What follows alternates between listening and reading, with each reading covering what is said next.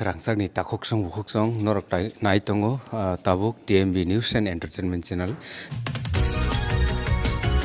মন্ত্রীর হাতে বা ডিপার্টমেন্টের মিনিস্টারের হাত ধরে এভাবে অফার কেন দেওয়া হয়?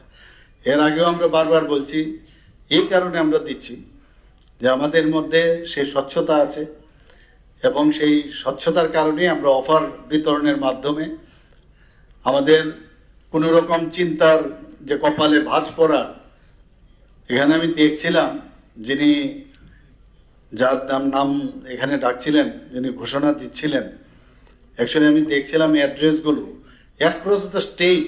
ওনার আমার মনে হয় উনি যে ভুলটা করেছেন তাহলে সবাই বুঝতো যে সারা ত্রিপুরার সব জায়গার থেকে কিন্তু অফার পেয়েছে, এটা পার্টিকুলার কোনো একটা জায়গার থেকে কিন্তু অফার পাইনি। আমি একবার ভাবলাম ওকে ডেকে আমি বলবো যে অ্যাটলিস্ট অ্যাড্রেসগুলো বলার জন্য। তো এটাতে কিন্তু আরও বোঝা যায় যে কোথায় কোন জায়গার থেকে, সব জায়গায়, এবং এখানে সব সম্প্রদায়ের, সব কাস্টের, সব ধরনের লোক কিন্তু আজকে কিন্তু এখানে অফারটা পেয়েছে। এরকম না যে স্পেসিফিক কোনো ব্যক্তি বিশেষ বা কোনো গোষ্ঠী বিশেষ তারা এই আজকের অফারটা তারা পেয়েছে। তো এটাই আমাদের মাননীয় প্রধানমন্ত্রীজি এই কথাটাই বলেন যে যখন কোনো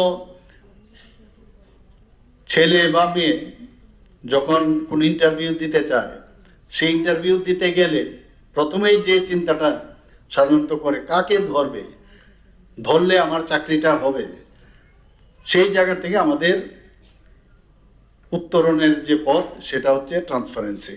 এবং ওনার মার্গদর্শনে কিন্তু আমরা এতদিন ধরে যে অফারগুলো দিচ্ছি সেইভাবে আমরা দিচ্ছি।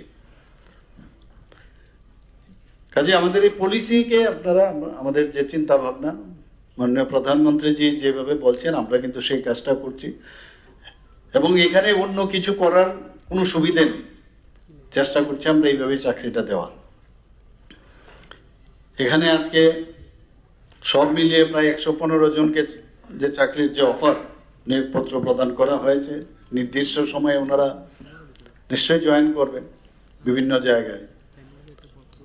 এবং আমি শিওর যে সবার মধ্যে কিন্তু একটা আনন্দের বিষয় এখানে দাঁড়িয়েছে। অনেককে দেখলাম অলরেডি বিবাহিত, অনেককে, ছেলেদের তো বোঝা যায় না, মিস্টার আর আলাদা করে বোঝা যায় না, বিবাহিত, কিন্তু মেয়েদেরও আমি দেখলাম অনেককে যে তারা বিবাহিতা যেহেতু, তাহলে একদিকে ঘর সংসার চালিয়েও নিজের যে যোগ্যতা সেটা ওনারা কিন্তু প্রতিষ্ঠিত করতে পেরেছেন।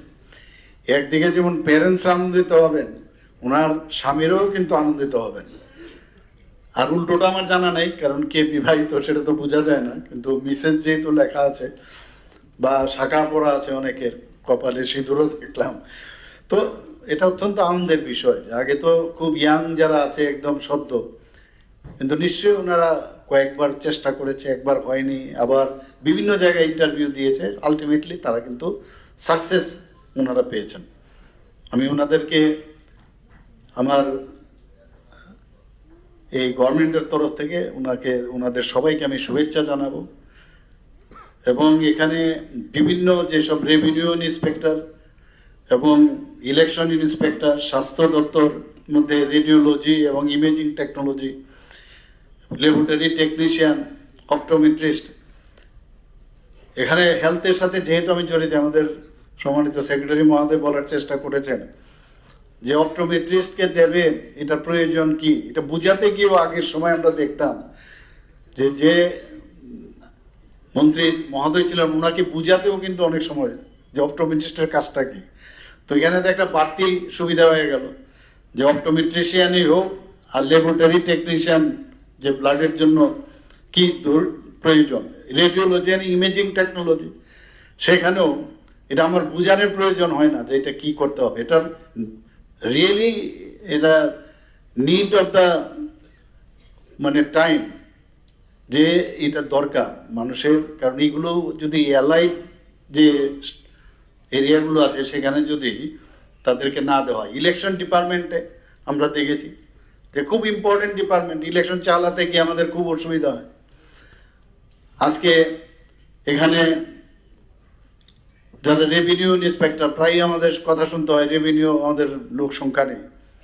তো রেভিনিউ খুবই ইম্পর্টেন্ট একটা জায়গা, এবং সেই জায়গার মধ্যে মানুষের তার যে জায়গা জমি ইত্যাদি, এটা কিন্তু যদি প্রপার যে এমপ্লয়াবিলিটি যেটাকে বলে, এমপ্লয়াবিলিটি মানে দক্ষতা সাথে যদি উন্নয়নের না হয় তাহলে কিন্তু শুধু চাকরি নিয়ে লাভ হবে না।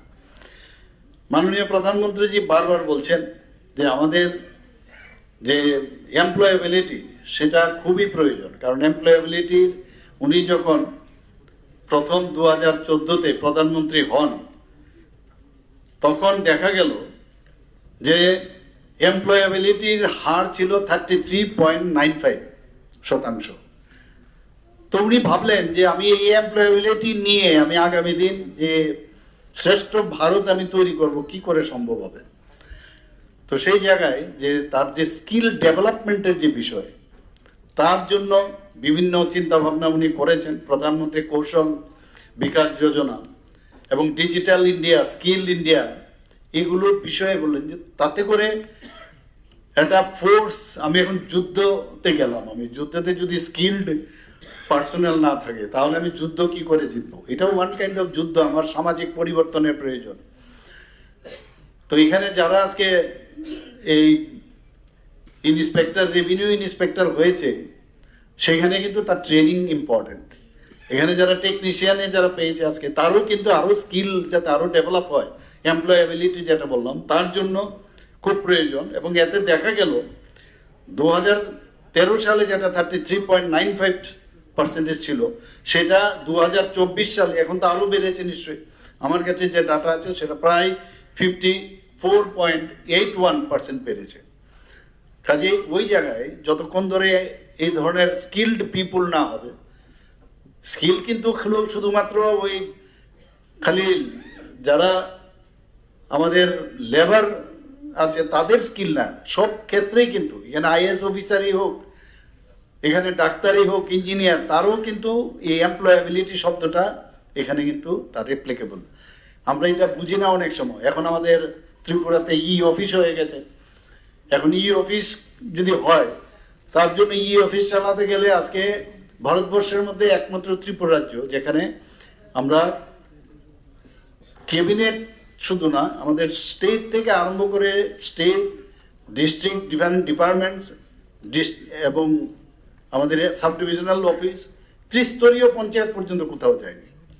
তো এই জায়গায় আমি না জানি যে আমার ইমিডিয়েটলি যদি এই কাজটা আমি বসে, যে কাগজপত্রের যে একটা ভারী বিষয় ছিল সেগুলো এখন উঠে গেছে ইমিডিয়েটলি, এবং আলটিমেটলি এটা ডেলিভারি সিস্টেমে ট্রান্সপারেন্সির বিষয়ে এবং সেটাকে রক্ষার ক্ষেত্রেও যাতে এটা নষ্ট না হয়, এই অফিস এখন তৈরি হয়েছে। তো অফিস করতে গেলে আপনার ট্রেনিং লাগবে যে কীভাবে বিভিন্ন ডিপার্টমেন্টে ইমিডিয়েটলি আপনি আপনার যে বিষয়গুলো আছে সেগুলো আপনি কানেক্ট করতে হবে সব জায়গায়, যেখানে যেখানে ডেলিভারি দিতে হবে সেটা দেবেন।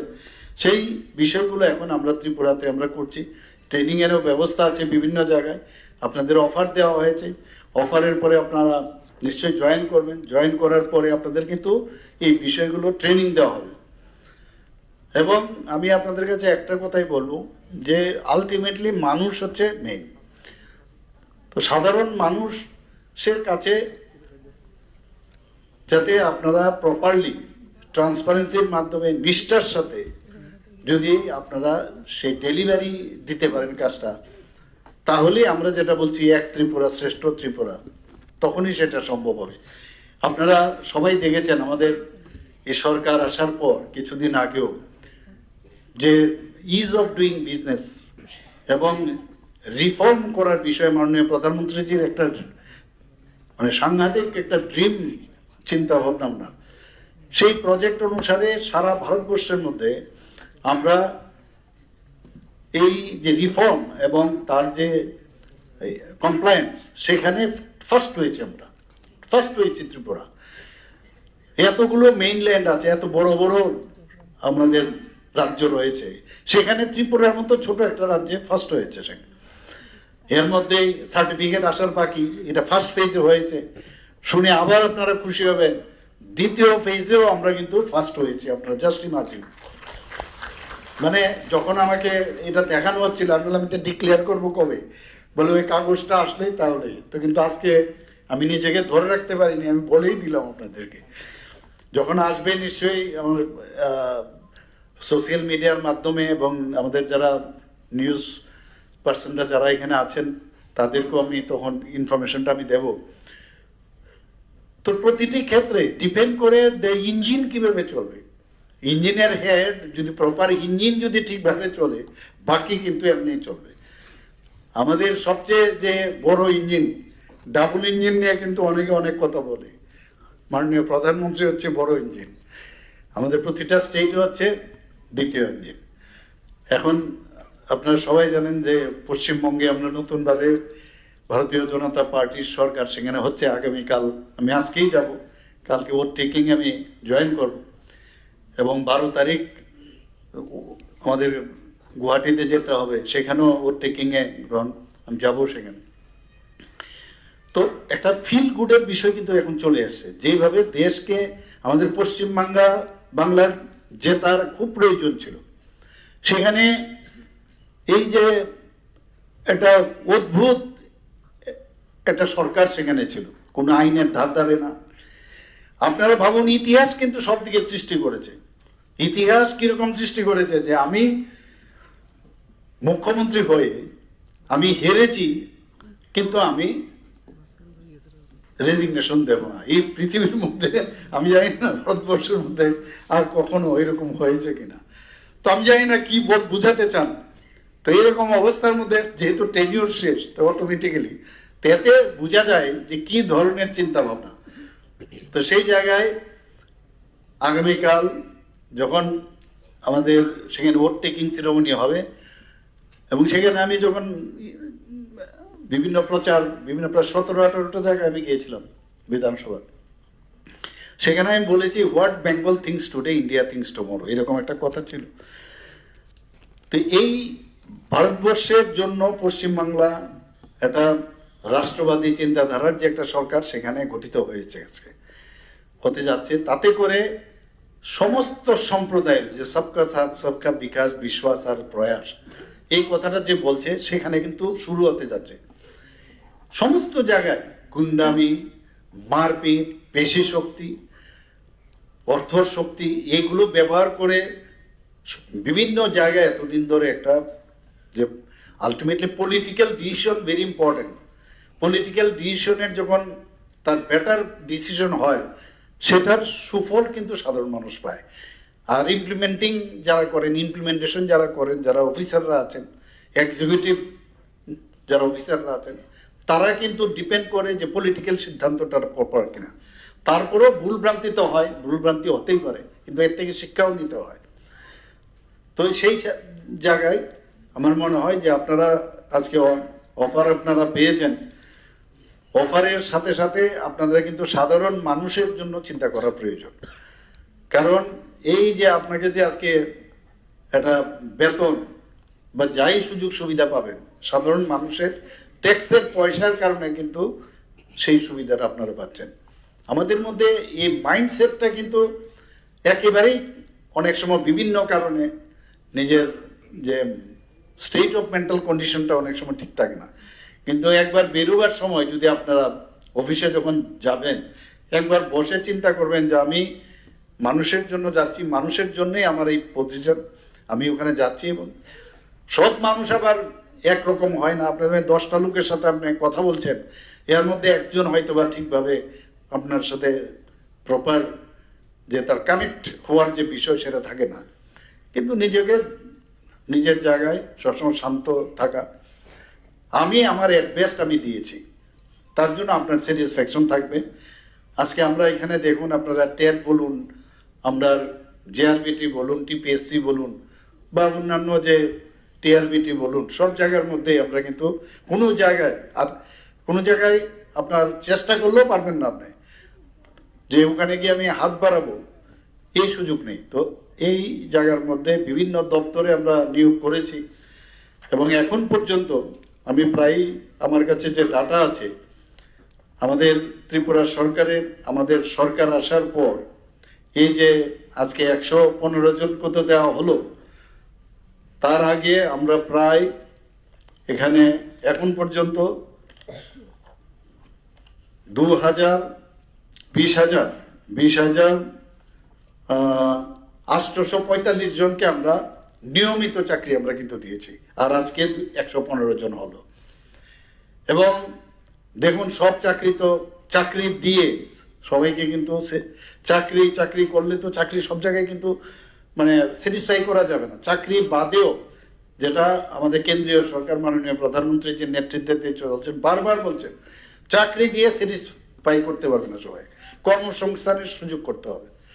সেই কর্মসংস্থানের এই যে চাকরি দিলাম তার পাশাপাশি যাতে আউটসোর্সিং, কন্ট্রাকচুয়াল সেগুলো যাতে দেওয়া যায়, তার জন্য এখন অবধি আমি ফিনান্স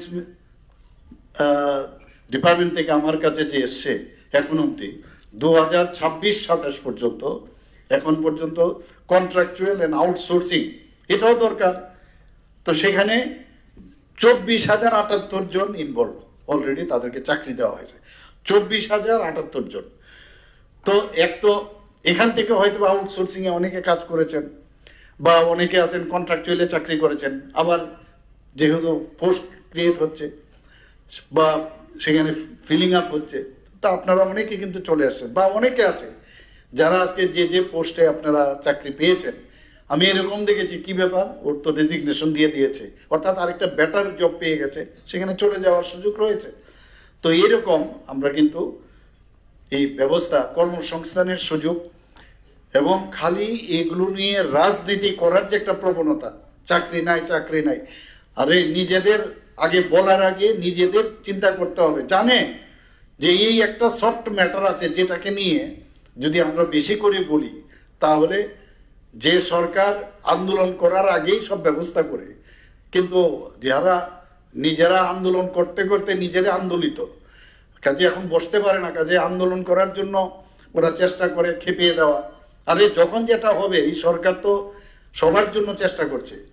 আমরা সেইভাবে বিভিন্ন যে ডিপার্টমেন্ট আছে যেগুলো এখনো ফিলিং হয়নি সেগুলো ফিল আপ করারও আমরা প্রক্রিয়া চলছে। ফাইন্যান্সিয়াল কনস্ট্যান্ট থাকে অনেক সময়, কারণ রেভিনিউ এক্সপেন্ডিচার, এটা আমাদের ক্যাপিটাল এক্সপেন্ডিচারে এত সুবিধা নেই, প্রচুর আমরা কিন্তু ডেভেলপমেন্ট করছি। আপনারা দেখেছেন ত্রিপুরাতে প্রায়, সেদিন আমাকে কিরণজি আমাকে একটা কাগজ দিয়েছিল, প্রায় 10,000 কোটি টাকার মানে ক্যাপিটাল এক্সপেন্ডিচার আমরা ইনফ্রাস্ট্রাকচার আমরা করছি। এর মধ্যে ভাবুন আপনারা, আমাদের বাজেটই হচ্ছে 34,000 কোটি টাকা, এইবার আমরা এসেছি সেখানে 10,000 কোটি টাকা ক্যাপিটাল এক্সপেন্ডিচারে আমরা কাজ করছি। বিভিন্ন জায়গার থেকে আমরা সাকসেস বা আদার যেসব আছে রেড ফ্রি সব ইত্যাদির থেকে আমরা লোন নিয়ে, বা ওয়ার্ল্ড ব্যাংক থেকে এলিমেন্ট প্রজেক্ট বা অন্যান্য যে ইন্দো জার্মান, তো এগুলো মিলে আমরা ইনফ্রাস্ট্রাকচার কিন্তু প্রচুর ডেভেলপমেন্ট হচ্ছে। তো সেইগুলো আছে।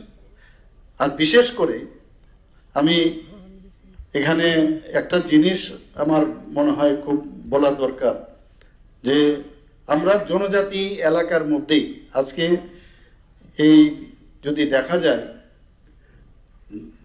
আমাদের যে ত্রিপুরাটা আছে, এবিসি বা জনজাতি এলাকায় যদি আমরা দেখি প্রায় অ্যাবাউট 70% উপরেই এডিসি এলাকা, আর 30% হচ্ছে আমাদের নন এডিসি এলাকা।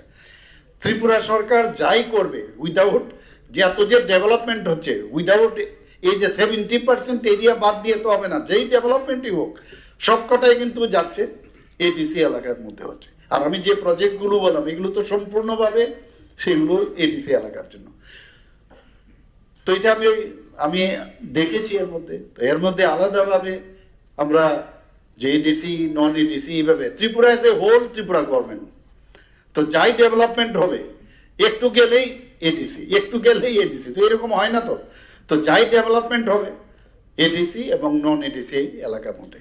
তো এটা একটা ভ্রান্ত ধারণা, এই ভ্রান্ত ধারণার থেকে আমাদের মনে হয় বেরিয়ে আসা প্রয়োজন। এবং আজকে যেসব টেকনোলজি আছে সেই টেকনোলজির উপর আমি বারবার বলবো, যার কাছে যত বেশি টেকনোলজি এবং টেকনিক্যাল নো হাউ থাকবে, আমার নিজের কাছেও এত বেশি জানা নেই, এখন সময়ও নেই শেখার জন্য, যার কাছে যত বেশি টেকনোলজিক্যালি নো হাউ থাকবে, যত বেশি জ্ঞানে তার উৎকর্ষতা বাড়বে, তত বেশি কিন্তু আপনার মানুষও আপনার কাছে যাবে। ইভেন অফিসে যদি আপনি বসেন, যখন দেখবেন যে না ওর কাছে যদি যায় ও জিনিসটা বুঝবে, অর্থাৎ এটাও কিন্তু আপনার অফিসের মধ্যে আপনি নিজেকে প্রতিষ্ঠিত করতে পারবেন। অনেক অফিসার থাকে আমাদের মধ্যে অফিসার থাকার পরও আমরা মনে করি যে না ওই অফিসার বেটার। তো এটা কিন্তু নিজের কাছেও একটা আত্মতৃপ্তির একটা বিষয়। অনেক ডাক্তার আছে, অনেক ইঞ্জিনিয়ার আছে, তারপরে স্পেসিফিক এমুক ইঞ্জিনিয়ার, অনেক ক্লার্ক আছে, দেখবেন ও এমুক আর এমুক। যদি এলডিসি যিনি আছেন ওনার কাছে মানে যদি যাওয়া যায়, দেখা গেল ওর থেকে অনেক ভালো পরামর্শ নেওয়া যায়।